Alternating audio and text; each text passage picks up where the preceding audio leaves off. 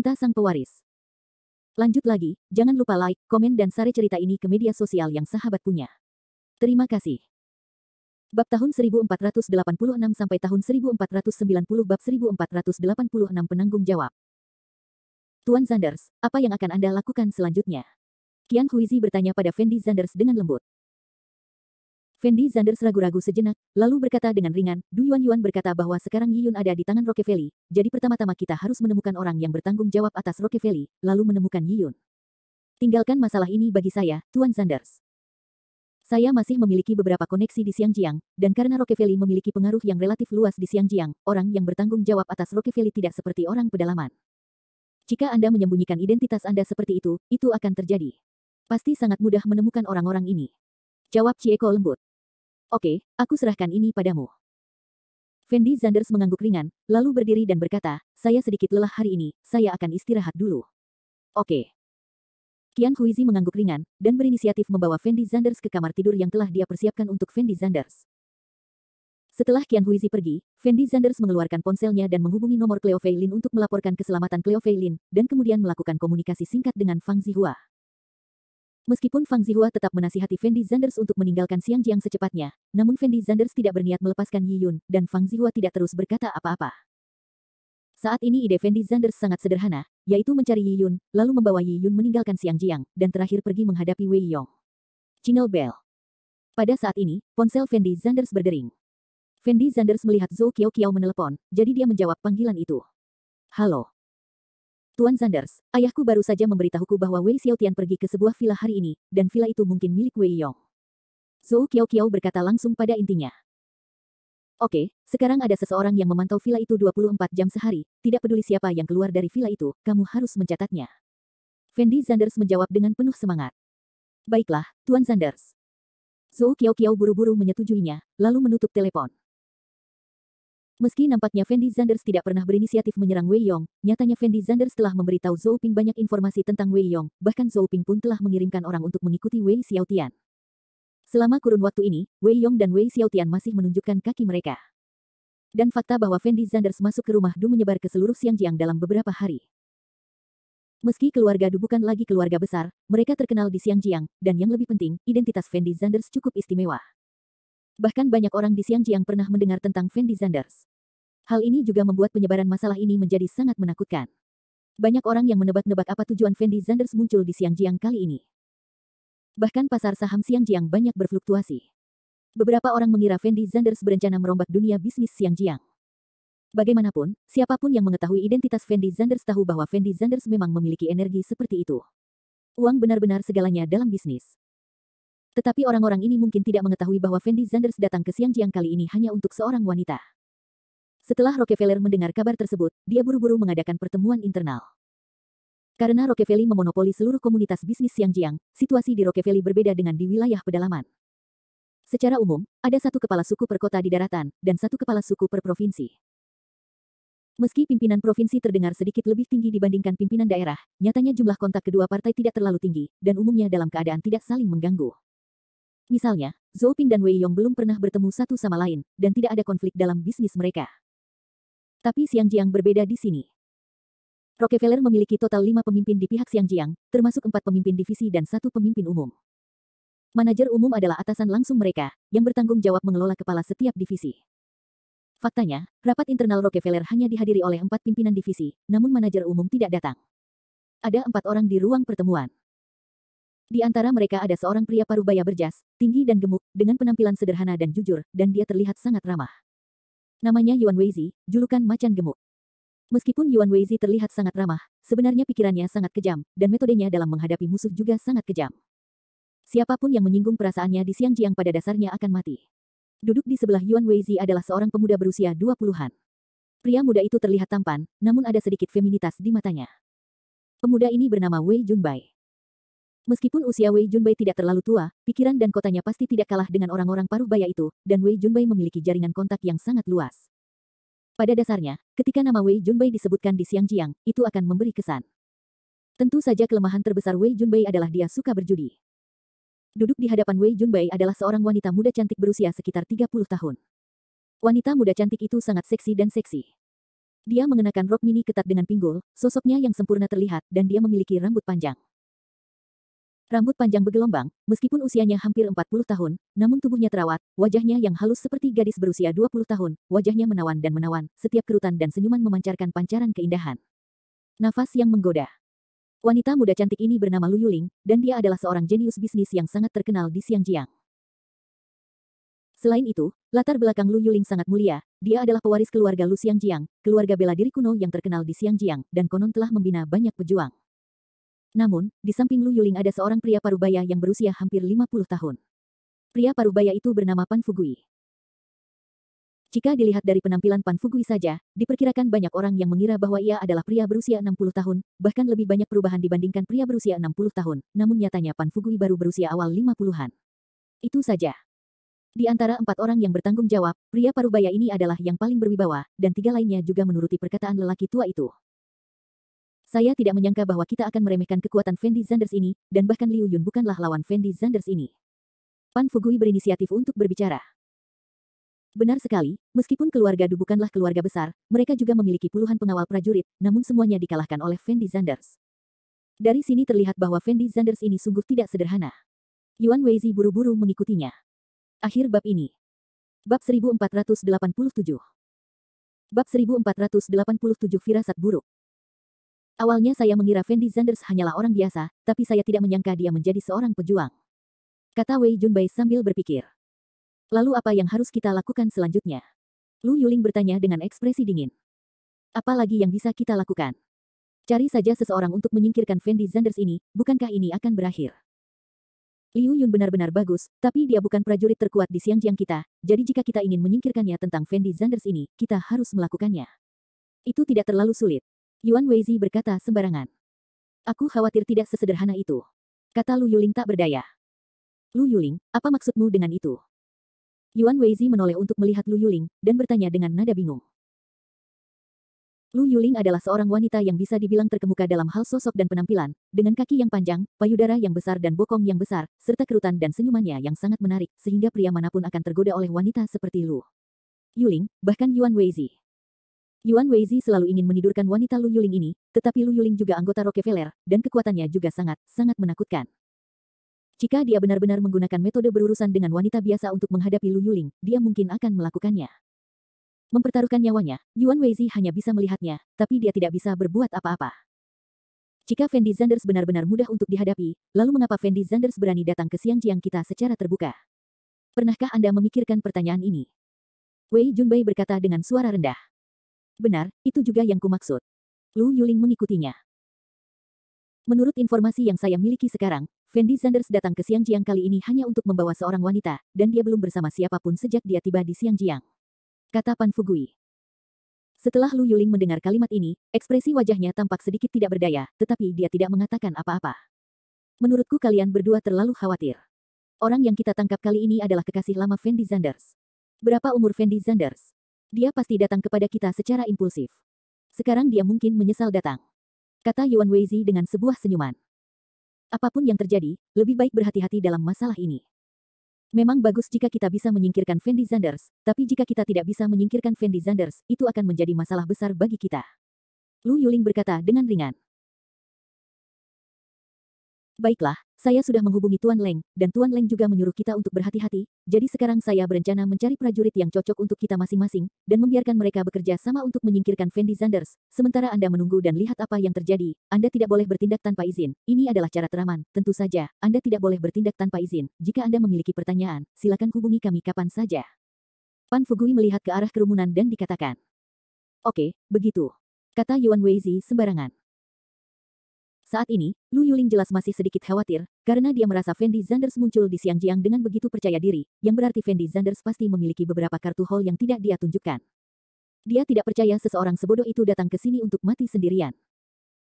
Wei Junbai, seharusnya tidak menjadi masalah bagimu untuk meminta seseorang mengawasi pergerakan Fendi Zanders, kan? Pan Fugui berkata pada Wei Junbai. Serahkan masalah ini padaku. Aku akan membiarkan orang-orangku mengawasi Fendi Zanders. Jika ada pergerakan, aku akan memberitahumu kapan saja. Wei Junbai mengangguk. Bagus. Pan Fugui mengangguk ringan, lalu menatap Lu Yuling lagi, dan berkata dengan lembut, Lu Yuling, keluarga Lumu mengenal prajurit paling banyak, dan kamu memiliki jaringan terluas dalam hal ini, jadi cobalah mencari prajurit sebanyak-banyaknya. Mungkin, jadi bersiaplah, ayo kita coba singkirkan Fendi Zanders secepat mungkin. Bagus. Lu Yuling sedikit mengangguk. Dan Yuan Weizi tidak bisa menahan diri untuk tidak melihat ke arah Lu Yuling lagi, dengan ekspresi serakah yang luar biasa di wajahnya. Jika bukan karena takut akan kekuatan Lu Yuling di keluarga Lu, Yuan Weizi pasti sudah melakukan sesuatu pada Lu Yuling, menyaksikan wanita cantik yang seksi di depannya setiap hari. Menggantung di depanku, tapi siapapun seharusnya tidak sanggup menanggungnya. Pan Fugui, Lu Yuling dan yang lainnya semuanya bubar setelah pertemuan. Saat ini, ide keempat orang ini masih sangat sederhana, yaitu mencari sebanyak mungkin ahli bela diri kuno, lalu membiarkan orang-orang tersebut bekerja sama untuk menyingkirkan Fendi Zanders. Meski Fendi Zanders mengalahkan Liu Yun, bukan berarti kekuatan Fendi Zanders benar-benar bisa membuat mereka berempat takut. Yang benar-benar dikhawatirkan orang-orang ini adalah Fendi Zanders mungkin memiliki kartu lain yang belum terungkap, jadi mereka memilih cara teraman untuk menangani Fendi Zanders. Namun, saat ini, ada satu orang yang masih sangat khawatir dengan rencana tersebut. Dan orang ini adalah Lu Yuling. Karena Lu Yuling merasa apa yang terjadi kali ini agak terlalu aneh. Fendi Zanders tahu bahwa begitu dia memasuki Xiangjiang, itu akan menjadi jalan buntu, tetapi Fendi Zanders tetap memilih untuk datang. Meskipun Yi Yun digunakan sebagai umpan, Lu Yuling merasa bahwa pria seperti Fendi Zanders seharusnya tidak kekurangan wanita di sekitarnya, jadi bagaimana Fendi Zanders bisa mengambil risiko sebesar itu hanya demi seorang kekasih. Di permukaan, tampaknya ini adalah permainan yang mereka buat untuk Fendi Zanders, tetapi kemungkinan besar Fendi Zanders juga sengaja mempermainkannya. Saat ini, Lu Yuling selalu memiliki firasat buruk di hatinya. Dalam sekejap mata, 3 hari berlalu. Fendi Zanders juga beristirahat di Villa Du selama 3 hari. Tentu saja, Fendi Zanders tidak menganggur selama 3 hari ini, tetapi telah bekerja keras untuk mempelajari seni keberuntungan. Saat ini, Fendi Zanders sudah mengetahui kekuatan seni keberuntungan, jadi dia ingin mengandalkan seni keberuntungan untuk meningkatkan kekuatannya sesegera mungkin. Bang-bang. Saat Fendi Zanders sedang berkonsentrasi pada kultivasinya, ada ketukan di pintu. WHO. Fendi Zanders mengerutkan kening dan bertanya. Tuan Zanders, ini aku. Suara Chieko terdengar. Masuk. Jawab Fendi Zanders ringan. Qian Huizi membuka pintu dan memasuki ruangan, lalu berkata dengan lembut, Tuan Zanders, saya telah menyelidiki berita yang Anda minta saya selidiki. Ini adalah informasi dari 4 pemimpin divisi Rockefeller di Xiangjiang. Penyelidikan selesai secepat ini. Fendi Zanders berkata dengan heran. Keempat orang ini sepertinya tidak menyembunyikan identitas mereka dengan sengaja, jadi sangat mudah untuk menyelidiki informasi keempat orang ini, tapi saya belum menyelidiki informasi dari manajer umum di Xiangjiang. Jawab Chieko. Jangan terlalu merepotkan, selama aku menemukan keempat orang ini, maka aku akan punya cara untuk mengetahui identitas kepala eksekutif dari mereka. Fendi Zanders menjawab dengan ringan, lalu mengambil informasi dari keempat orang ini dan melihatnya sekilas dengan santai. Akhir bab ini. Bab 1488 Bab 1488 diikuti. Tuan Zanders, apa yang akan Anda lakukan selanjutnya? Qian Huizi bertanya pada Fendi Zanders dengan lembut. Meskipun Du Yuan mengatakan bahwa orang-orang Rockefeller membawa pergi Yi Yun, dia tidak tahu siapa yang membawa pergi Yi Yun. Sekarang dia hanya bisa menggunakan cara paling sederhana dan paling bodoh, yaitu menemukan mereka satu persatu. Tanda seru petik 2. Fendi Zanders berkata dengan wajah kosong. Temukan mereka satu persatu. Chieko mau tidak mau tercengang saat mendengar kalimat ini. Fendi Zanders mengambil sepotong informasi dengan santai, dan berkata kepada Qian Huizi, bantu aku mencari tahu di mana orang ini sekarang, dan kita akan mulai dengannya. Qian Huizi ragu-ragu sejenak, lalu berkata dengan lembut, Tuan Zanders, keempat orang ini semuanya bertanggung jawab atas Rockefeller, dan mereka dikelilingi oleh prajurit untuk melindungi mereka. Apakah Anda yakin ingin menyerang mereka satu persatu? Apakah ada cara yang lebih baik untukmu? Fendi Zanders menoleh untuk melihat Qian Huizi, dan bertanya dengan lembut. Saya belum memikirkan cara yang lebih baik, tapi menurut saya terlalu berisiko bagi kita untuk melakukan ini, Tuan Zanders. Chieko berkata dengan suara pelan. Sudah 3 hari sejak saya datang ke Xiangjiang, tapi orang-orang Rockefeller belum melakukan apa-apa. Tahukah Anda alasannya? Fendi Zanders memandang Qian Huizi dan bertanya. Aku tidak yakin. Chieko menggelengkan kepalanya.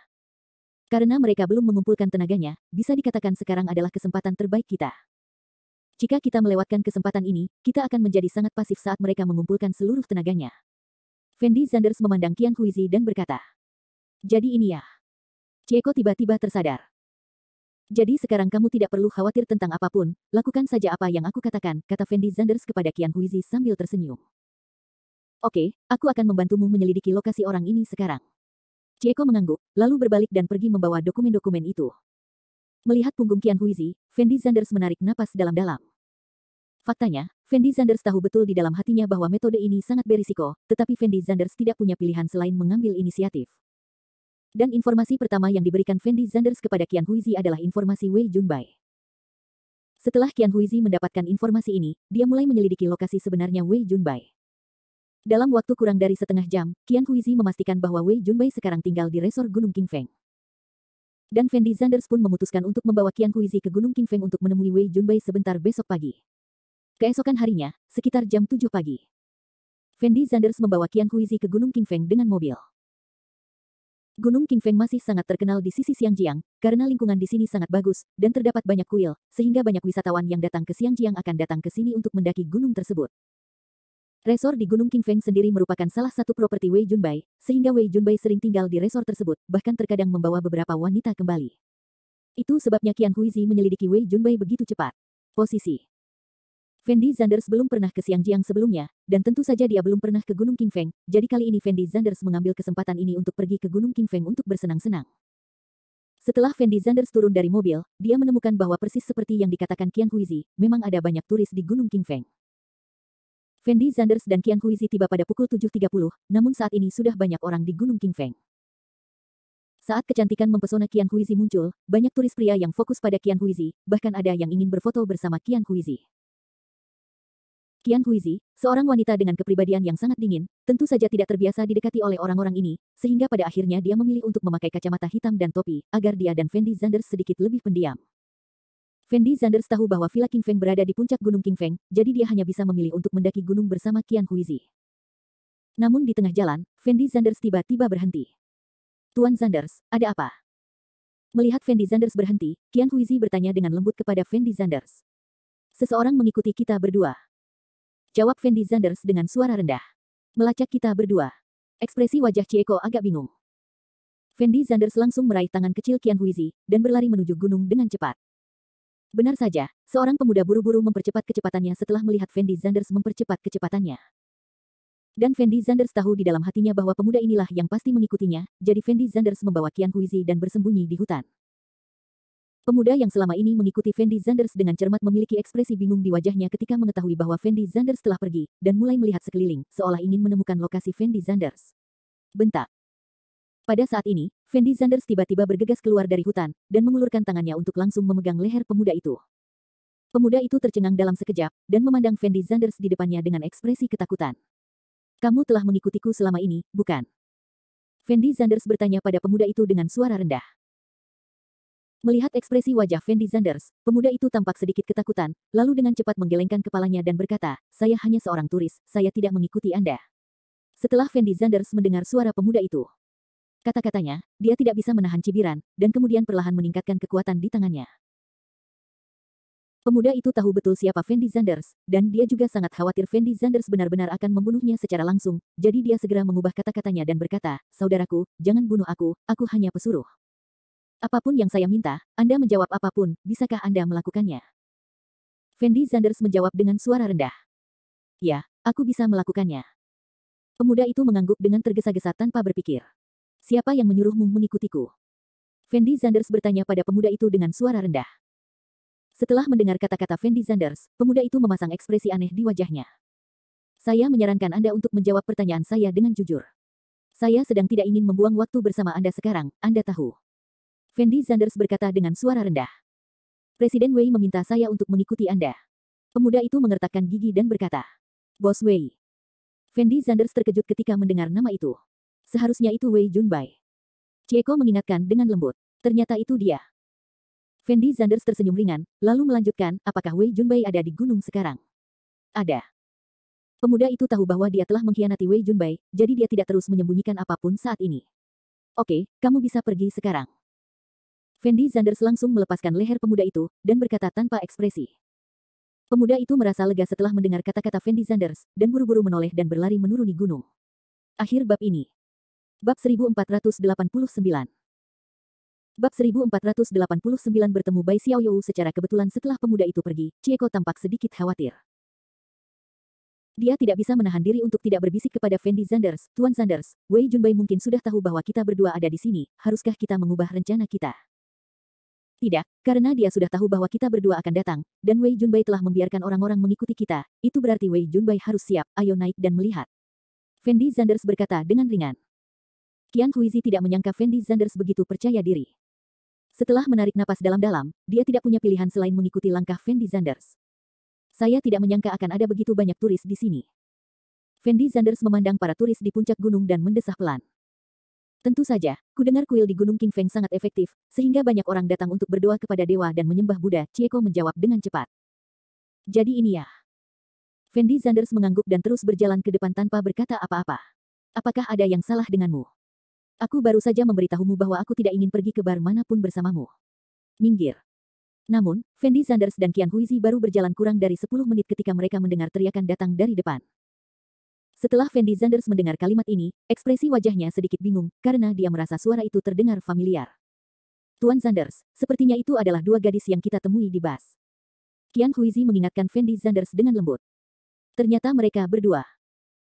Fendi Zanders tersenyum ringan, lalu berkata dengan lembut, saya tidak menyangka bahwa kita ditakdirkan untuk bertemu lagi di sini, ini benar-benar takdir. Qian Huizi tidak pernah memiliki kesan yang baik terhadap Bai Xiaoyou, jadi dia menjawab dengan mulut melengkung. Apa yang kamu lakukan? Cepat lepaskan. Apa aku mendengarmu? Kalau kamu melakukan ini lagi, aku akan memanggil polisi. Hehe, ada gunanya kamu memanggil polisi ke sini. Akan jadi terlambat bagi polisi untuk datang.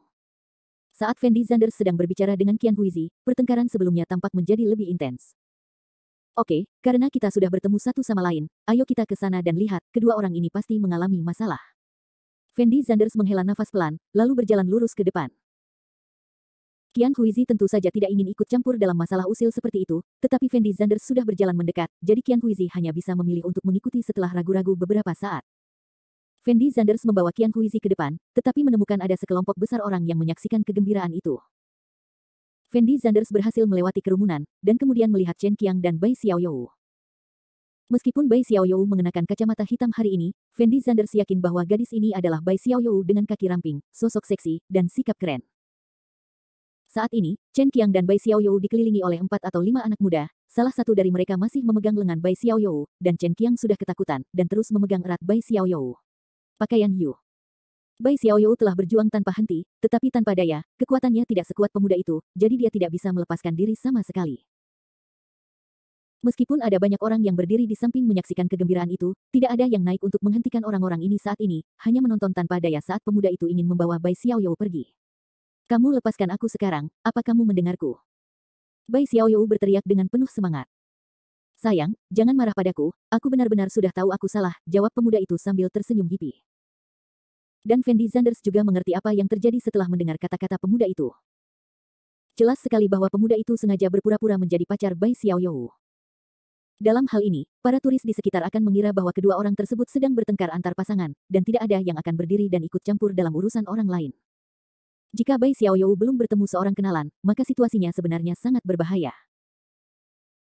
Meskipun Fendi Zanders tidak ingin ikut campur dalam urusan orang lain, dia tidak akan hanya melihat orang-orang muda ini membawa Bai Xiaoyou pergi, jadi dia ragu-ragu sejenak dan berjalan keluar, lalu berteriak tanpa ekspresi, kamu siapa itu? Lepaskan temanku. Setelah mendengar kata-kata Fendi Zanders, Bai Xiaoyou dan Chen Qiang menatap Fendi Zanders, dengan ekspresi terkejut di wajah mereka. Karena tak satu pun dari mereka menyangka akan bertemu Fendi Zanders di sini. Pemuda itu juga kembali menatap Fendi Zanders, dan bertanya dengan ekspresi kesal, siapa kamu, nak? Apa hubungan pertengkaran antara aku dan pacarku denganmu? Keluar dari sini dan biarkan aku memberitahumu. Kamu bertengkar dengan pacarmu. Setelah mendengar kata-kata ini, Fendi Zanders tidak bisa menahan cibiran, lalu bertanya pada Bai Xiaoyou, apakah dia pacarmu? Jangan dengarkan omong kosong pria ini, aku tidak mengenal pria ini sama sekali, dia hooligan. Bai Xiaoyou dengan cepat membalas. Sayang, jangan marah padaku, aku benar-benar tahu aku salah, kata pemuda itu buru-buru. Jangan malu-malu, aku tidak mengenalmu sama sekali. Biarkan aku pergi. Bai Xiaoyou berteriak dengan sikap yang tidak bisa berkata-kata. Tetapi Fendi Zanders memandang pemuda itu dari atas ke bawah, lalu berkata dengan ringan, karena kamu mengatakan kamu adalah pacarnya, izinkan saya bertanya siapa namanya. Ini. Ekspresi wajah pemuda itu agak canggung, dan dia mengertakkan gigi dan berkata kepada Fendi Zanders, wah, saya menyarankan Anda untuk tidak ikut campur dalam urusan Anda sendiri, atau Anda akan menyesalinya. Lepaskan temanku dan keluarlah. Fendi Zanders mengerutkan kening dan mengutuk. Apa yang kamu lakukan? Beraninya kamu berbicara dengan Wang Shao seperti itu. Pemuda lain hendak melawan Fendi Zanders dengan makian. Fendi Zanders mengangkat kakinya dan langsung menendang perut pemuda itu. Pemuda itu terbang keluar, lalu jatuh ke tanah dan meratap kesakitan. Fendi Zanders berkata dengan wajah kosong, "Saya menyuruhmu keluar sekarang, kamu tidak mengerti, bukan?" Orang-orang muda di sekitar Bai Xiaoyou tercengang saat melihat tendangan Fendi Zanders. Mereka dapat merasakan bahwa keterampilan Fendi Zanders tidaklah sederhana. Setelah beberapa orang saling berpandangan, tanpa ragu sedikit pun, mereka langsung mengangkat pemuda yang ditendang oleh Fendi Zanders, lalu dengan cepat berlari menuju kejauhan. Dengan kepergian pemuda tersebut, orang-orang yang berdiri di sana menyaksikan kesenangan itu juga berpencar satu demi satu. Bai Xiaoyou berjalan ke arah Fendi Zanders, dan berkata dengan lembut, "Terima kasih hari ini, jika kamu tidak menyelamatkanku, aku mungkin benar-benar dibawa pergi oleh para hooligan ini." Gadis-gadis harus berhati-hati ketika mereka keluar, mereka akan melakukannya pasti diincar oleh orang-orang yang berpakaian sangat seksi. Fendi Zanders melirik sepasang puncak montok di dada Bai Xiaoyou, dan berkata dengan tajam. Akhir bab ini. Bab 1490. Bab 1490 Villa King Feng.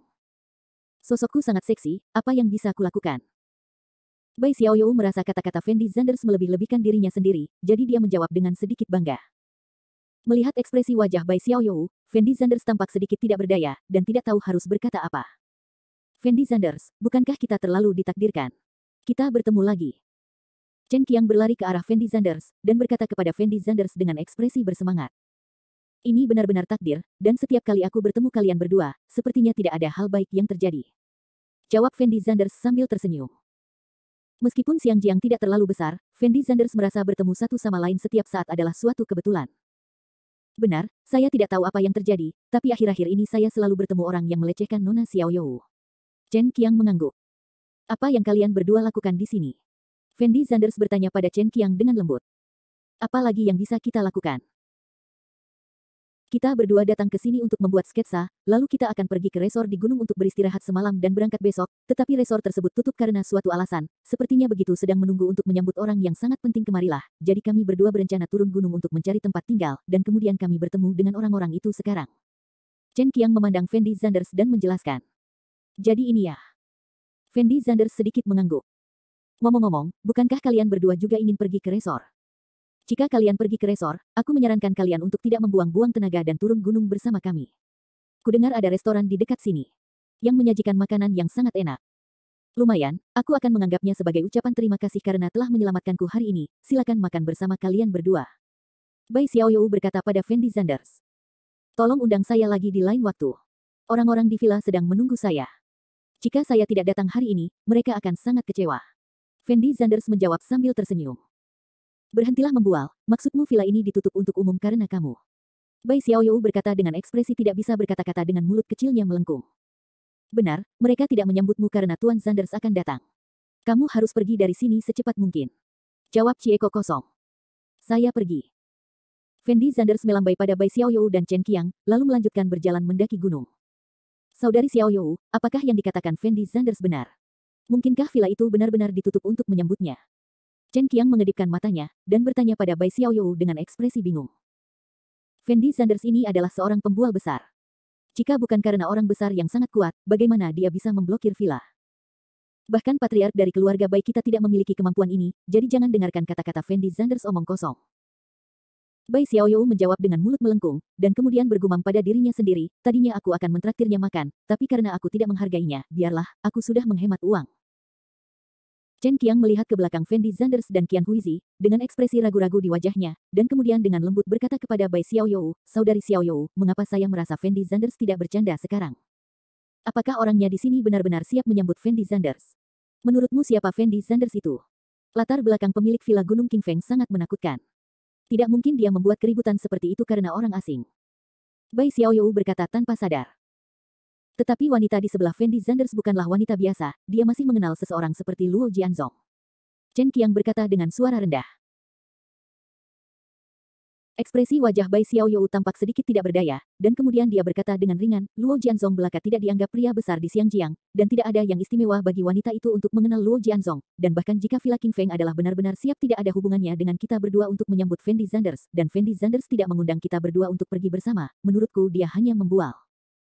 Benar, jika Fendi Zanders benar-benar bisa memasuki Villa King Feng, maka Fendi Zanders harus mengundang kita untuk masuk bersama. Chen Qiang merasa kata-kata Bai Xiaoyou masuk akal, jadi dia mengangguk ringan, dan kemudian melanjutkan, kalau begitu Nona Xiaoyou, kemana kita akan pergi sekarang? Kemana lagi aku bisa pergi? Cepat turun gunung, lalu cari tempat tinggal. Pada saat ini, Bai Xiaoyou sepertinya masih marah karena Fendi Zanders menolak urusannya sendiri, dan berkata dengan kecil mulut. Melihat Bai Xiaoyou seperti ini, Chen Qiang tidak bisa menahan senyum sedikit, diam-diam menghela nafas dalam hatinya bahwa ini adalah pertama kalinya dia melihat Bai Xiaoyou marah karena laki-laki. Di sisi lain, Fendi Zanders dan Qian Huizi terus berjalan menuju Villa King Feng di puncak gunung. Saat ini, ekspresi wajah Qian Huizi masih sangat gugup, karena dia tidak tahu apakah Fendi Zanders akan bertahan kali ini, lagi pula, orang seperti Wei Junbai tidak mudah untuk dihadapi. Wei Junbai, sebagai penanggung jawab divisi Rockefeller, memiliki hubungan yang sangat menakutkan, dan karena pihak lain sudah mengetahui bahwa Fendi Zanders akan datang, tetapi tidak memilih untuk pergi, ini menunjukkan bahwa Wei Junbai mungkin sudah bersiap untuk menghadapinya. Itu rencana Fendi Zanders. Saat keduanya semakin dekat ke Villa King Feng, Qian Huizi menemukan semakin sedikit turis di sekitarnya. Saat keduanya hendak mencapai puncak gunung, tidak ada seorang pun di sekitarnya, dan samar-samar mereka hanya bisa mendengar kicauan burung. Suasana seperti itu tampak agak aneh, dan Qian Huizi merasa sedikit dingin di hatinya, lalu dengan sengaja memperlambat langkahnya, dan mengikuti di belakang Fendi Zanders. Qian Huizi tahu betul di dalam hatinya bahwa hidupnya ada di tangan Fendi Zanders sendiri. Jika Fendi Zanders menghadapi bahaya hari ini, dia pasti akan mati. Hanya saja Qian Huizi tidak berniat mundur saat ini, karena dia tahu bahwa mengikuti Fendi Zanders adalah satu-satunya jalan keluarnya. Tanpa bantuan Fendi Zanders, dia tidak akan bisa membalas dendam sama sekali. Setelah beberapa saat, Fendi Zanders dan Qian Huizi akhirnya sampai di Villa King Feng. Anda harus tahu bahwa Villa King Feng sangat ramai di masa lalu, dan Anda bisa melihat banyak turis keluar masuk. Meskipun konsumsi Villa King Feng sangat tinggi, di Xiangjiang, tempat berkumpulnya orang-orang kaya, bisnis Villa King Feng selalu sangat baik. Namun Villa King Feng saat ini tidak semeriah dulu, malah terasa sangat sepi.